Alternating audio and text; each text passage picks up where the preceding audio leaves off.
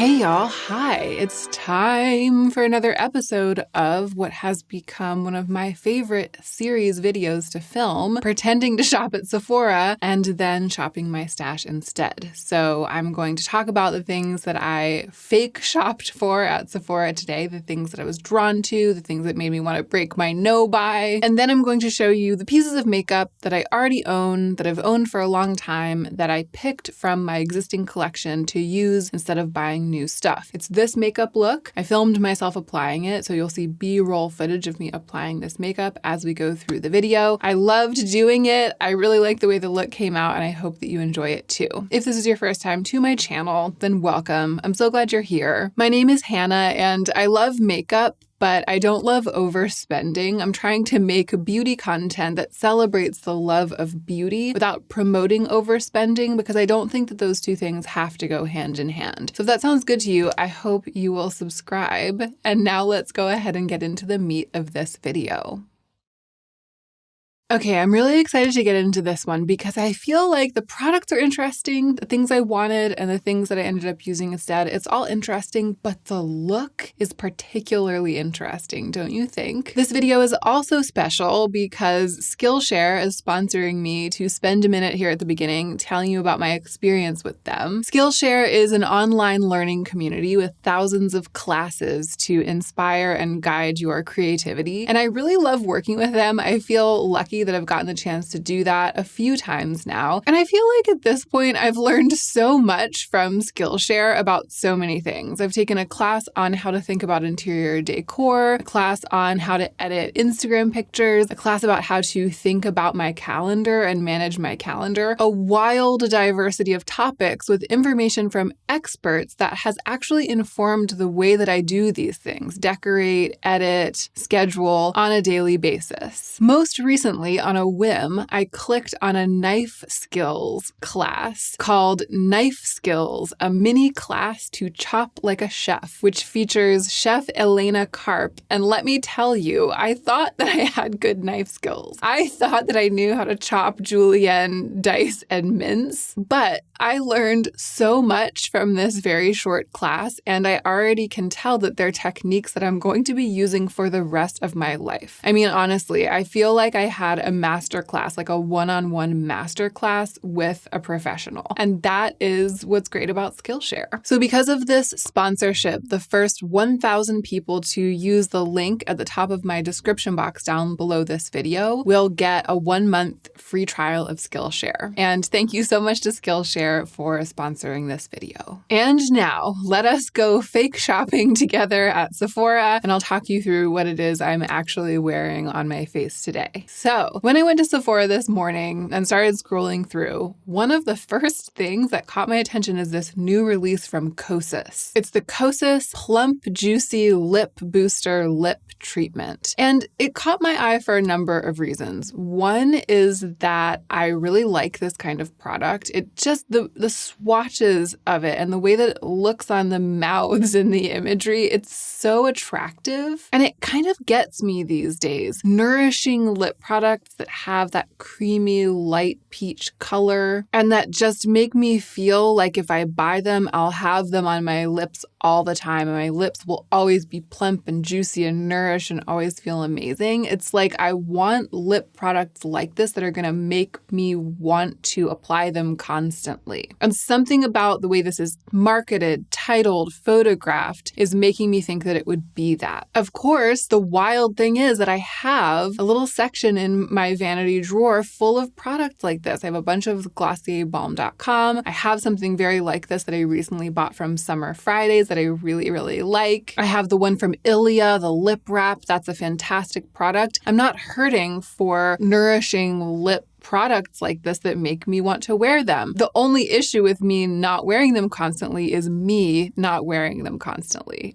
The issue is not that I don't have the one from KOSAS, right? It's that I'm forgetting to reapply. So I'm not going to fall for that psychological trick, that trick that my brain is playing on me to try to get me to buy yet another nourishing lip product. The other reason that I'm compelled by this is that I recently reviewed a couple of things from KOSAS and I had a really good experience. I've just been favorably impressed by everything everything that I've tried pretty much from KOSAS. But you know, this is just fake shopping. It's no buy July. I'm not buying myself any new makeup right now, least of all a thing like this, an innocuous thing that does something that I definitely don't need more products to do because I already have stuff that does this. And I chose to dupe the vibes of this, or to dupe the use of this, with my most plumping lip product. I actually applied my most plumping lip product right at the beginning of putting this makeup on. And then towards the end, I used a gloss to kind of simulate that super juicy, spangly, healthy lip look. But I did one at the beginning and one at the end, and we're going in order. So I'll tell you what I did at the very beginning of my makeup application today. I applied the City Lips Plumping Lip Gloss from City Beauty, which is a magnificently effective plumping product. I use this a lot in sort of the skin prep stage of getting ready. I'll be putting on skincare and I'll put this on too. And then by the time I get around to putting on a gloss or a lipstick, or even just some kind of lip treatment to wear as my lip product for the day, my lips are really smoothed. The creases are all kind of smoothed out. I'm always really happy with the results of this. And today was no different. I put it on and then I proceeded with the rest of my makeup. And I think that you'll see in the footage, as you see me applying the makeup, you'll see the effect of this progressively on my lips.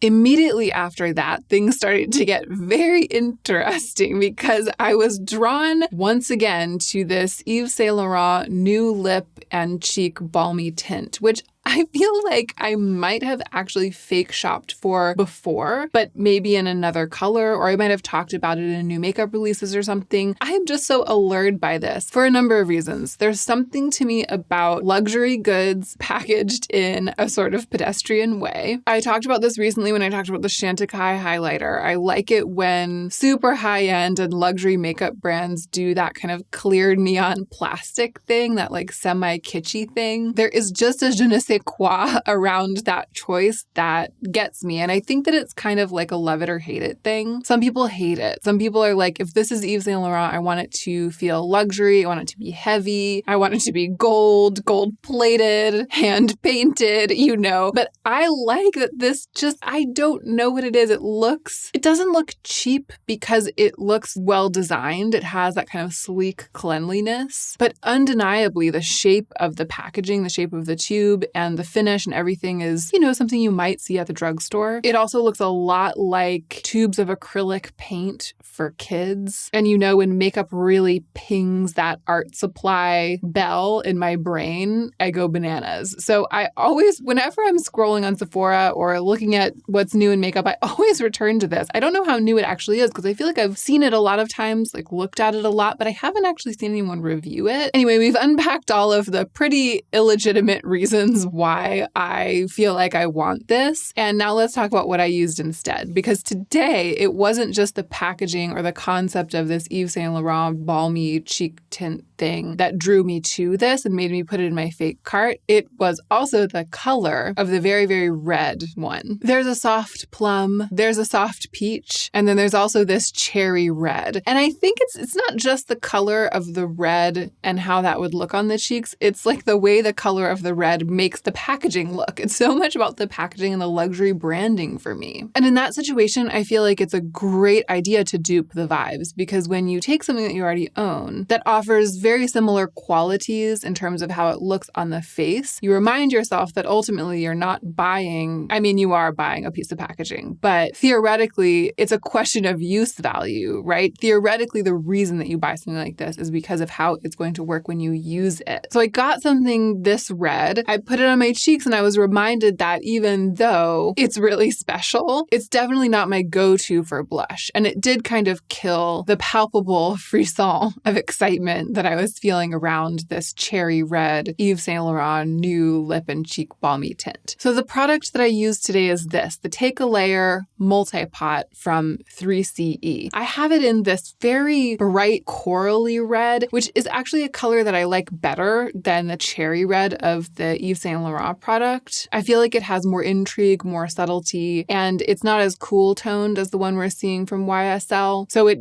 ultimately goes better with my palette and my complexion. collection. This is also one of the blushes that was already in my little group of blushes that I pulled from my larger blush collection when I did kind of like a comprehensive collection-wide stash shopping just last week. So that made me extra excited to use it. I put it on my cheeks with my fingers and buffed it out with a brush, and I think it looked really interesting. Again, not exactly my go-to, but a great color for draping and a great statement. I also went back with my finger and put it on the outer corner of my eyelids and kind of up towards the tail of my brow on both eyes because I knew that I was going to be bringing maybe some green tones in on the eyes, and I didn't want it to feel too much like a paint by number. I wanted it to all be blended. And because of using a cream product on the cheeks, the only way to bring that color into the eyes is to lay down a base of cheek color that goes onto the eyes. With a powder, as I did recently in, I think it was the House Labs First Impressions, with a powder, you can take it after the eye look is done and draw it from your cheek up over the eye look to blend it. And I wanted a similar effect, but I knew that I had to reverse engineer it, right? I had to start from the base if I wanted to have any of that red on my lids and in the eye look. And I was pretty pleased with that, but I was even more excited when I saw what I was able to turn that into with the next couple of steps of makeup application. So as I was scrolling, I was very attracted by this Lys Beauty. Is it Lys or is it Lys Beauty? And this is a brand actually that I've gotten a lot of requests to review and suggestions. People being like, I think that you would like this. I know that they have cream blushes. It definitely intrigues me. And there's something about this No Limits cream bronzer and contour stick. I think it's the shape and the fact that it's cream bronzer, and for some reason I'm like into cream bronzer right now. And it also might be the fact that because it's a cream bronzer and contour, the shades are leaning kind of cool toned, and I have hopes that the lightest shade isn't too orange. That's always the issue for me with cream bronzer. But it absolutely looks like it could work, and as soon as I saw it, I wanted to buy it. Luckily for me, I have a cream bronzer in a stick that I really like. It's this Persona Cream Bronze Multi-Stick in the shade Dune. It does lean a little bit warm, but it's not so orangey that it looks like a fake tan. I always feel like it gives me a little bit of that sunset cheek, and especially when I'm working with a cream blush with this product, it lights up the face. It really works, and I love the texture. It's so easy to work with, especially with a brush, and I love using a brush with cream products. Putting it on today, building it on top of that bright coral red cheek and blending it out from the temples reminded me again how much I love this bronzer stick and how much I used it for the months after I first got it last year. Of course, I'm still curious about trying Lys Beauty or Lys Beauty in a future, maybe self-sponsored review video. Of course, not this month, maybe in August or September, especially if a lot of you still want to see that. But for the time being, today, what I was trying to do was to dampen that feeling like, oh my gosh, that looks amazing. I need that. That's going to be so special to me. It's going to be so perfect to me. To use makeup that I already own that serves pretty much the same purpose to kind of take the edge off of that feeling. And in this case, it was a rip-roaring success. But that's not all that I have on my cheeks today. It's a real layery, watercolory, glossy situation going on. Glossy being the operative term when it comes to the next product. Because here's something that really, this was the hardest thing for me not to buy today when I was fake shopping, because I didn't know that Westman Atelier was releasing these mini stick products. I feel like the Westman Atelier stick blushes and highlighters, they've always been these iconic, elusive, wildly expensive products that for years I was like, I'll never own one of those because it's like $60 for one. It might not be that much, but it's a lot. Then I got one for review. I got one of the Baby Cheeks blushes for review, and it's nice, and I do use it pretty frequently, but that was kind of it for me. I'm not out here continuing to collect wildly expensive pieces of Westman Atelier makeup. But I've always been intrigued by the highlighter sticks, and then to see that they're releasing minis that are just $25, like a normal price for a thing like this. I mean, it's a normal price for a full-size thing like this from most brands. And for Westman Atelier, it's the price for a mini. But still, it's kind of like the Natasha Denona mini 5 pans. Like you just pay $25 and you could get a piece of that luxury glamour. As soon as I saw this listing, I wanted all 3 of them, right? I couldn't even decide which one I wanted the most, which one to dupe the vibes of. There's an iridescent one. There's Nectar, glassy golden peach, which is probably the one that I would end up liking the most. But the glassy bronze gold called Brulee, the swatch of that, even though it totally looks computer generated, that really has my heart. But I ended up picking something to dupe Nectar, the glassy gold peach. It's Merit Kava, so the highlighting balm from Merit, which is a product that I really like, and I was reminded of how incredibly wet look and glassy it can be recently when I swatched all of my wet look makeup in an overhead video. The other thing that's great about this product from Merit is that it has this lovely sort of slick, oily quality, not oily like yucky and gunky, but oily in that it's sort of light and can gloss over everything. And when I applied it on top of what was already on my cheeks today, I was reminded of that and re-impressed by it because it went on like an absolute wash of glaze over the other cream products without disturbing them at all, and really, really lit up my cheeks. I'm so happy with how my cheeks ended up looking. And I just feel like it ended up really being the vision, like the vision of sugar plums dancing in my head, not sugar plums, the vision of how I would have ended up looking if I had sauntered down to Sephora and I had gone shopping and I had put the YSL cheek thing into my cart, the cherry thing, and then the Lease Beauty bronzer stick, and then the Westman Atelier glossy thing, and I had come home and put them all on my cheeks. This is like the absolute pinnacle of what I can imagine I could have achieved with those 3 products. So it's so exciting to have done it, to have brought it to life without buying any of them. And it definitely made me re-excited about this Merit product, which Kava is a pretty recent release. It's a new color, but in my experience, all of the colors kind of perform the same. And this Merit highlighting balm is something that I have enjoyed using, again, for over a year, I think, since they launched it. And even though Westman Atelier has that allure, I feel more excited right now about the Merit ones than I do about the Westman Atelier ones that I've never bought and may never own.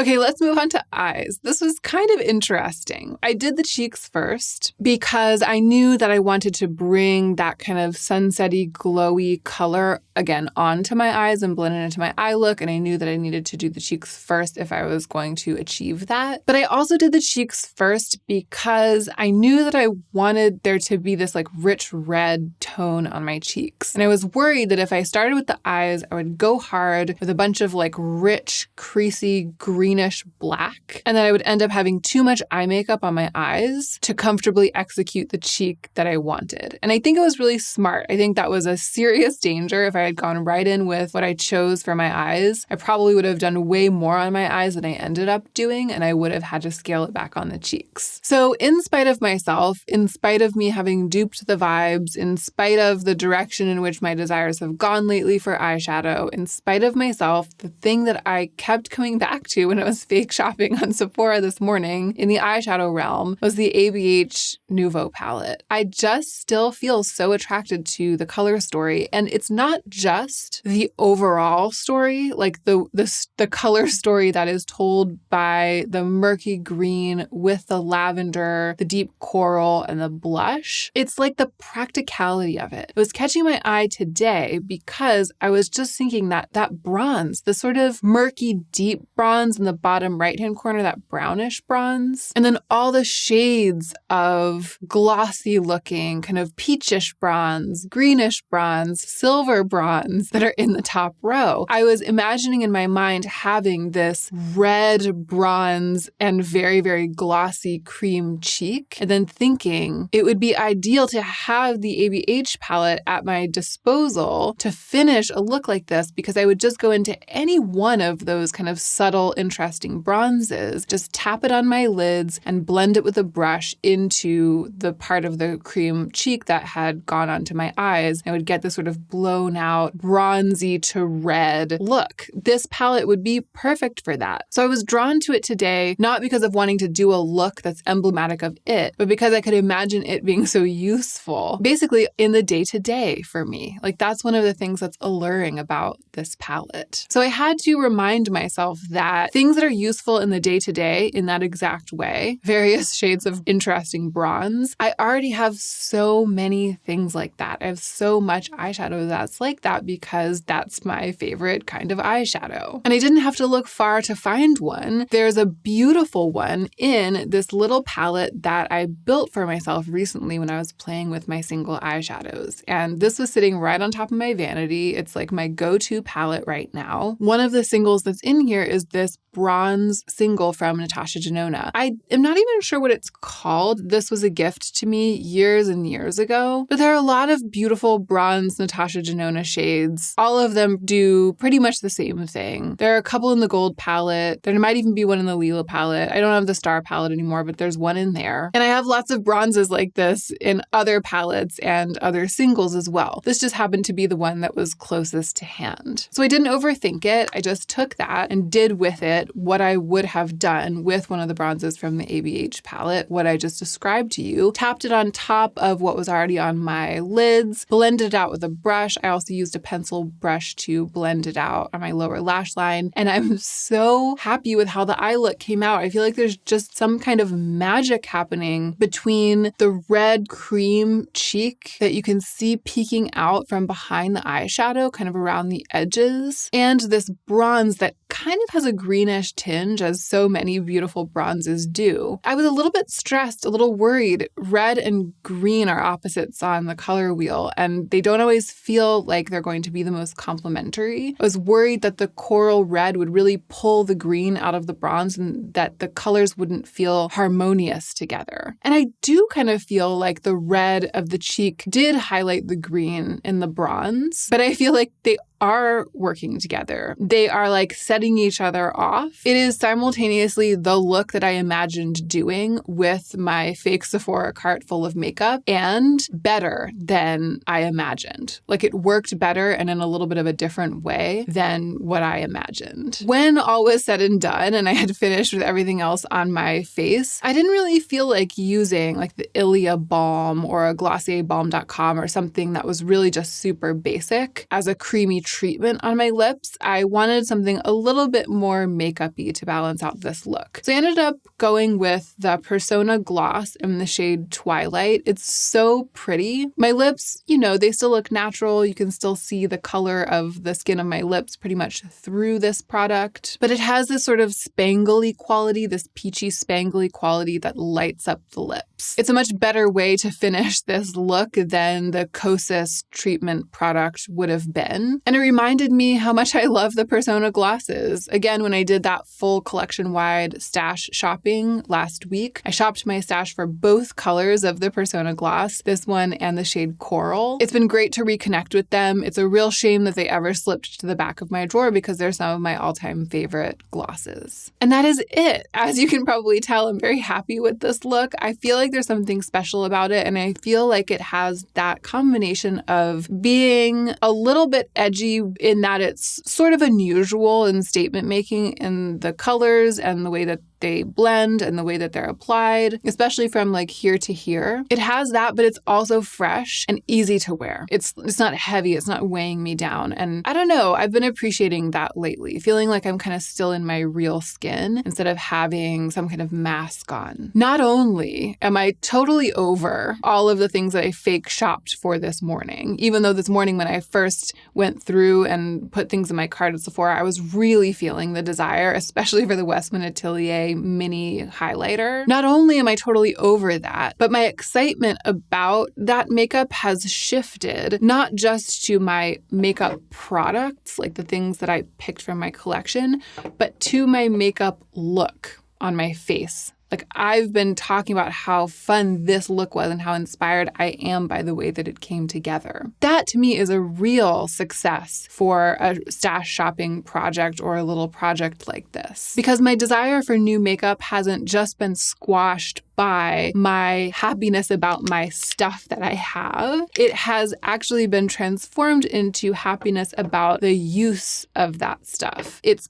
purpose, the actual act of putting it on. Do I love buying makeup or do I love using makeup? Do I love shopping for makeup or do I love applying makeup looks and enjoying that process? Many of us love both of those things, of course, but in my mind, one is far superior and far more meaningful. And it's far too easy these days when faced with the impressively sophisticated digital marketing that's infiltrating our lives. It's far too easy to basically forget about the love of applying makeup and creating looks and to just fall into the well of having shopping for makeup and buying makeup be your hobby. So if you're a makeup lover, I hope that this has inspired you to remember that for makeup lovers, applying makeup is the hobby. Shopping for makeup is just a thing that we do once in a while to get the tools for the hobby, to supplement the hobby. And if you've done that enough, you already have the tools, and your ability to actually enact your hobby, to play with those tools, to play with different ways that they can be combined on your face. Your capacity for that is endless. There are hours of fun to be had, and doing that once you've bought the stuff, which you probably already have, is free. I certainly enjoyed relearning that lesson today. I can always use a reminder, and I hope that you enjoyed coming along for the ride. Quick reminder here at the end to please subscribe to my channel if you haven't subscribed yet, and don't forget to take extra good care of yourself today so that you can be the most effective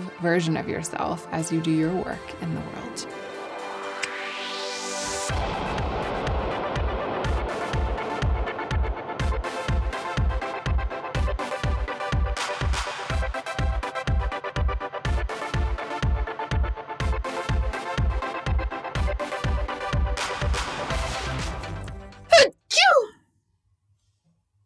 He's making me sneeze down here.